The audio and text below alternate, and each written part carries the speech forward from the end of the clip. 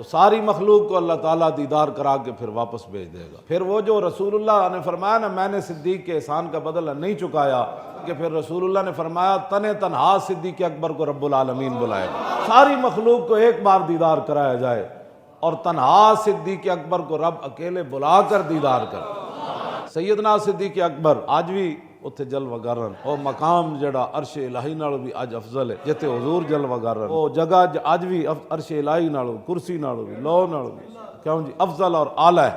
حالانکہ اس جگہ جتے حضور جلوہ گرن دو چیزاں درمیان چاہلن، حضور و مبارک لباس پا کے جڑا دنیا تو تشریف لے گئے، ایک اووے جڑا ایک تھلے چادر ہے، یہ دو درمیان چیزاں آئلن اس خاک دے جتے آج حضور جلوہ گرن۔ اس خاک دے بارے ساڑے علماء نے لکھیا کہ او خاک جتے حضور اج جلوہ گرن او عرش الہی نال بھی افضل اور اعلیٰ ہے۔ اتھے سیدنا صدیق اکبر اج بھی حضور دے پہلو جلوہ گرن۔